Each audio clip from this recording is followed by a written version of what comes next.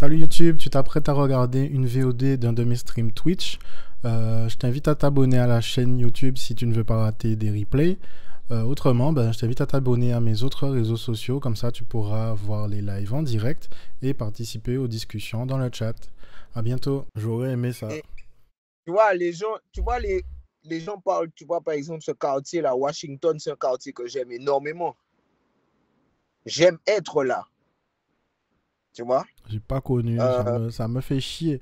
Parce que Dawa passait par là. Je crois que même Eddington et Pepito passaient par là. Moi, j'ai même pas fait les sons de système là-bas. J'avais peur au début et maintenant je regrette de pas être allé. Ouais, de toute façon, bro, c'était pas une période safe. Et nous, on était très jeunes pour pouvoir être à ces endroits-là. Tu vois, aujourd'hui, à aucun moment j'ai un garçon. De toute façon, je vais traîner avec. Donc, je vais aux endroits, aux mêmes endroits de toute façon. Donc, il est tout fait moins là. Après, est-ce qu'il va assumer d'être là avec son daron? Mais ou que tout vent là, tu vois? La différence avec nos darons, c'est qu'ils avaient plus de connexion. Pour eux, c'était mieux avant. Comme je te disais, Mm. tant que pour toi, c'est mieux maintenant, tu vas avoir les guidance pour être là où pour toi, c'est mieux. Et tu vas pas avoir d'appréhension ni d'a priori, tu vois? Ce qui fait que j'ai un garçon là. Enfin, si j'avais eu un garçon à un certain moment de ma vie, il m'aurait toujours trouvé là où on est là, tu vois? Parce qu'il serait intéressé par ce qu'on fait maintenant, comme ma fille. Elle se retrouve La pas aux prochaine endroits Wonder où je Girl. suis, tu vois? Mais on a beaucoup de points communs sur la musique qu'on écoute, D'accord. tu vois? On parle vraiment, on parle hip-hop, on parle, tu vois, parce que c'est la puissance de cette manière de vivre là, c'est que c'est intergénérationnel, tu vois. Ce qui fait que on peut parler hip-hop, mais un vrai hip-hop, hein. Je parle avec ma petite, tu vois, Ouais. de lifestyle, pas juste ce qui se passe, tu vois, les news. Et je sais pas pourquoi je suis parti aussi loin. Ça doit être moi qui t'ai fait bifurquer. Donc en fait, Mais on parlait de ton environnement musical quand tu étais jeune et tu nous as un petit peu parlé de quand tu as emménagé au Rézé, les rencontres que ah tu ouais, as fait à Washington et le fait que t'as vu comment pouvait vivre le hip-hop en Caraïbes. Et ce ouais, moment-là, ça a été marqué par votre enfin pas votre sound system, mais votre cipher dans la tour avec tout le monde. ouais, ouais, c'est ça. Et tu vois ce cipher là, c'était déterminant dans le sens où maintenant j'avais aussi une team en ville, à Pointe-à-Pitre, et avec qui, ouais, je pouvais avoir le même, plus ou moins rapport que quand j'étais au quartier, tu vois. Yes. Et donc, et donc après, malheureusement, ça n'a pas duré trop longtemps, tu Mm. vois. Mais tout le monde était dispersé un peu partout dans Pointe-à-Pitre. Ok. Et le fait que tout le monde soit dispersé, ça m'a fait tourner un peu partout. Parce que, Ah. ben Parce que oui, t'allais parce voir tout qu'au le monde. final, il fallait retrouver déjà mon pote Denjaman. Il habitait à Petitbourg et je ne l'ai pas vu pendant peut-être au moins 6 mois. Ah Mais ouais. 6 mois, c'était un lustre, tu vois, Ouais. pour nous à cette époque-là. Et puis, entre-temps, il a coupé ses dreads. Et Ok. moi, un jour, je me retrouve à la gare routière, là, près de Washington. Et pour moi, je me dis, ouais, bon, j'ai quand même les numéros des gars. On avait les Alcatel de l'époque, là. Ouais. Je dis, bon, j'ai les numéros des gars, mais en dehors de ça, où est-ce qu'on se retrouve? Et le temps, il passe. J'ai déjà au téléphone 2, 3 fois. mais j'ai plus son visage, bro. Surtout quand il a coupé ses dreads. Et là, j'allais passer sur lui pendant la. J'allais chercher un bus, là, vite fait. Et là, il me dit, Timal, au bas, avec qui mouni là? Je dis, oh, Timal. Et là, il me dit, frère, tel jour, tel côté. Et là, j'ai dit, bro, là, on pas qu'à sortir, on pas qu'à pour côté encore. Oh là, on caille. On caille FM. Et je suis rentré chez moi. Il était 18h, frère. Il me dit, eh bien, où ça va bien? On t'est qu'à rentrer, maintenant, on fait faut moi, il faut Billy le kid. Ouais, je suis sur le chemin de rentrer. Mais tu connais, au bled, à 18h, il fait déjà nuit, frère. Oui. Ah, et là, je crois, j'ai quoi? J'ai 17, 18 ans. Mais t'es à Ouais, pied à à ce peu près. moment-là? Ouais. Et là, bro, j'ai fait demi-tour, bro. On part 20 heures à peu près. On est en face du centre des arts, là. C'est là où Billy il était. Ok. Tu vois? 21h, 22h, frère. On est à la croix parce que Billy nous dit, bon, messieurs, eh bien, vous savez, moi faire la croix, là, messieurs. Vous aurez venu avec moi? Je dis, vas-y. Et là, je suis en route, frère, on part. Et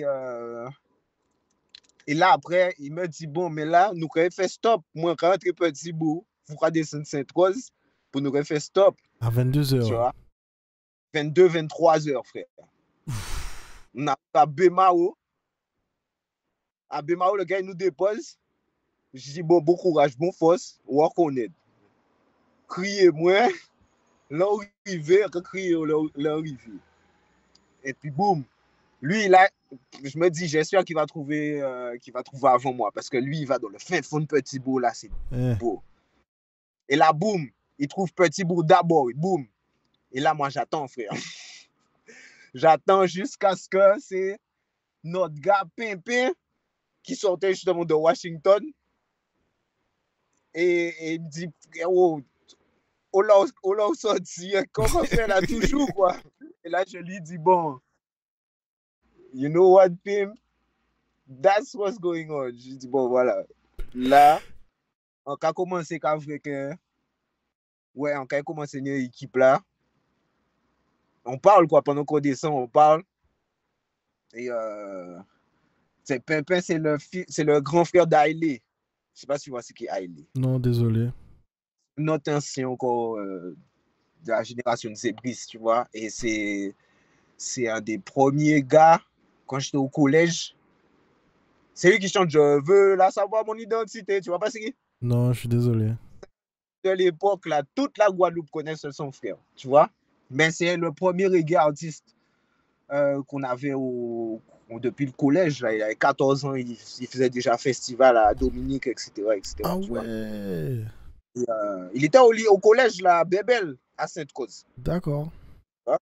Et il y a Real Badman, mais oui. Et donc, ouais, c'est son grand frère Pimpin qui avait justement déjà les connexions avec les gars de Basse-Terre et les gars de Washington et tout ça. Et d'ailleurs, c'est la première fois que je filme de la skunk. Pimpin est tellement linké, connecté de ouf, frère. Il te donne un stop. Mais c'est quand on fait des mauvais zèbres. Là, débuté même que tu t'imagines à l'époque, frère. Tu imagines à l'époque, hein. Tu entendais parler de ça dans les sons seulement. Débité quand on a des sons. Débité interstellar. Quand tu ouvres ça, ça c'est skunk. Quand tu ouvres ça c'est tel nom. Quand tu es au parti éveil. De ouf. Et frère, quand ce jour-là, je me suis dit, ah ouais, je suis béni, frère. Il m'a déposé sur la place. Pimpin, il m'a déposé sur la place, bro. Il était 23h. J'ai même minuit, il m'a même pas vu dans la rue. Tu vois ce que je veux te dire? J'appelle Denja, il me dit, ouais, j'arrive. En passant qui j'en, en comprenant pas des j'ai arrivé. J'ai dit, ok, ben tu vois, moi je suis arrivé aussi. Sans escale, sans arrêt. Parce que normalement, il y a déposé au Bémao, il y a déposé au Lamentin, il y a déposé au Boucan. Tu vois, je te dis, tu vas faire v'là les escales et tu vas arriver chez toi jusqu'à 2h du matin. Tu vois pas? Surtout en faisant du stop, ouais. Bro. Et là, tu vois, en plus, lui, il rentre. Normalement, il va rentrer à Boucan ou un truc comme ça. Donc, il me dit, on parle, et là, il comprend. Il me dit, moi, quand il est posé au bout, on est place là, et après, c'est encore remonté. Bad. Ah, sympa. Tu vois ce que je veux te dire? Oui. Mais c'est pas sympa. Mais quand t'as cet âge-là, bro, trust me, à cet âge-là, tu te dis c'est sympa, mais c'est tellement sympa que tu crois que ça va être comme ça tout le temps. Je te laisse deviner ce qui s'est passé. C'est-à-dire que après ça, j'avais plus peur. Donc je faisais que ça, bro. Et vu que j'avais reconnecté le frérot, là, c'était carré. Mon gars, on a commencé à tous les jours, on se donnait des rendez-vous. Là, j'ai commencé à parler. Je commençais à appeler à la fouillole tellement. Tu vois? Et là, on a commencé à aller à. Alors là, qu'est-ce qui s'est passé? C'est que le nouveau QG, c'était devenu 106.2. Parce que quand je t'ai dit, dans la salle d'entraînement, là, le cypher là, dont on a parlé, dans ce cypher là, il y avait Lion P. Tu vois Lion P de l'époque, hein? Big Lion P. Quand il avait tous les hits, man, quand il passait dans tout, tu vois, tous les podiums du tout, toutes les radios, toutes les télés, Big Lion P, comme quand Admiral, tu vois, je dis, Ah ouais. il y avait Lion P, il y avait Oliver Stone, Slikey, il y avait un peu tous les gars. Et là, je me retrouve à 106.2, c'est là que je vois que bon, là, il y a Selecta Wicked B, il est dans la radio, je vois que c'est Lion P qui a une émission, et là, je me dis, ah, ok, donc en gros, si je reste là, comme dans les studios Jamaïque, si je reste là, je viens là régulièrement, je peux croiser tout le monde. C'est là où je commence à croiser Boubou, je croise Tironi, je croise les gens, tu vois. Et là, moi, c'est là que ouais, là, à ce moment-là, même, je peux te dire, je reste là. On reste devant le studio, là, comme ça. Jusqu'à ce qu'un jour, c'est Christopher le boss à l'époque. Il dit, bon, on a des rythmes, on doit faire une compilation. Et là, il charge Wicked B de check des DJ. Wicked B, c'était le gars, c'est pas Wicked Barry, hein. Ça, c'est Selecta Wicked B. Ok.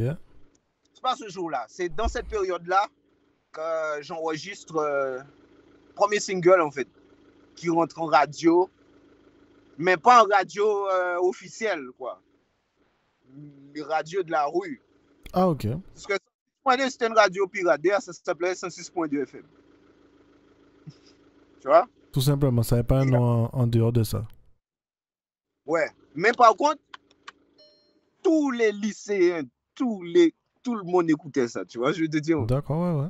Donc, man, on commence à poser dessus, Denjaman, moi-même, Marcus Larma, tout le monde, tu vois. Et là, ça commence à tourner. Et frère, Big Sound, je fais un titre qui s'appelle Dans la Dancehall. Mais j'avais vraiment écrit ça dans un esprit dans un esprit dancehall même, tu vois. Et j'avais déjà d'ailleurs chanté ça à plein d'endroits. À chaque fois qu'on faisait des braquages, je testais les trucs comme ça. Et donc, quand j'ai fait ça, je vois ça qui tourne. Et là, je commence à entendre les gens parler quand je vais au lycée. Je suis à Bainbridge à ce moment-là, à Fouillol en ce moment-là. Et là, je me dis, OK, all right. On a le titre avec Denja qui tourne aussi. Lui-même, son titre qui tourne. Et Larma, Marcus. Tous, on a un titre qui tourne jusqu'à ce qu'un jour, je vienne à 106.2 et puis c'est Lion P qui me check. Directement. Et je l'entends répéter mot à mot tous les lyrics, man. Ah ouais. Bad. Je lui dis, mais bro, comment tu connais Il me dit, oui, frère. Il faut. Tu vois, je veux te dire? Ouais, mais ça, écoutez le son plein de fois pour connaître les lyrics par cœur. Ouais, frère. Il me dit, mais bien sûr, mais il faut. Tu vois? Et là, j'ai compris que si Big Lion P étudie encore, ça veut dire qu'il ne va jamais falloir arrêter. Ça, c'est des lessons learned. Parce que tu ne peux pas savoir ce que ça te fait, frère. J'ai pris une vraie gifle. Il connaît les lyrics plus bien que moi, man. Tu vois ce que je veux te dire? Il connaissait les lyrics mieux que moi. Ce qui fait que je suis parti réécouter tous ces lyrics pour que je ne puisse pas lui faire l'affront de ne pas connaître ses lyrics aussi bien que lui. Tu vois? Parce que ça m'avait vraiment mis une vraie claque. Je me suis dit aussi, il faut faire attention à la manière dont j'écris.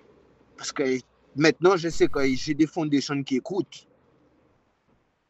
Ça a fait un vrai travail sur la manière dont j'écris. Tu vois? Yes.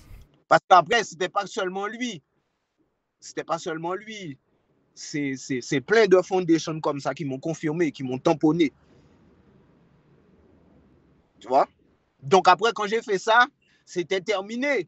Parce qu'au final, je commence à tourner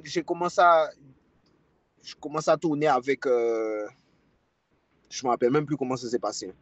Je commence à tourner avec l'équipe Psych Espionne. Tu vois? Big Curtis. Big Curtis. D'ailleurs, c'était le plus big à l'époque. Tu vois ce que je veux te dire? Ah ben, tu pouvais pas passer à côté du son avec Admiralty, en tout cas.